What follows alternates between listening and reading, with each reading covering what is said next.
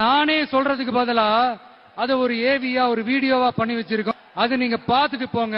அது நீங்க பாத்தீங்கன்னா உங்களுக்கு இன்னும் இன்ட்ரெஸ்டிங்கா இருக்கும். என்ன பாலிடிக்ஸ்ல எதிர்பார்க்கலாமா உதய? ஒரு அரசியல் குடும்பத்துக்கு பிறந்தவங்க ஒரே காரணத்துக்காக நான் அரசியல் வரணும்னு அவசியமே கிடையாது. டெஃபினெட்லி.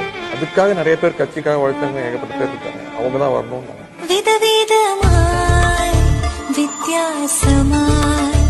உங்க குடும்பத்தில இருந்து யாராவது இனிமே அரசியலுக்கு வர வாய்ப்பு இருக்கா சார்? நிச்சயமாக என்னுடைய மகனாக இருந்தாலும் சரி, என்னுடைய மருமகனாக இருந்தாலும் சரி, அல்லது எங்கள் வீட்டில் இருக்கக்கூடிய யாராக இருந்தாலும் அரசியலுக்கு வருவதற்கான வாய்ப்புகள் இல்லை என்பதை நான் அழுத்த நிறுத்தமாக தெரிவித்துக் கொள்கிறேன்.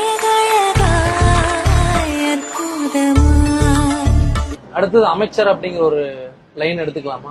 எனக்கு நான் ஏத்துக்க மாட்டேன். எனக்கு இன்னும் கொஞ்சம் இப்பதான் முதல் முறை சட்டமன்ற உறுப்பினர் ஆயிருக்கேன். அதனால எனக்கு வேணாம் தான் சொல்லுவேன். தலைவர் அந்த மாதிரி ஒன்னும் பையனுக்காக கொடுக்கணும் அப்படின்லாம் அந்த மாதிரி முடிவு எடுக்க மாட்டாங்க.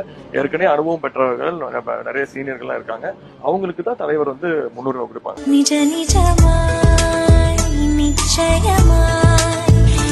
தொட்டு தொடரும் பட்டு பாரம்பரியம். இதுக்கு மேல உங்களை நான் டிஸ்டர்ப் பண்ண விரும்பல. நன்றி, வணக்கம்.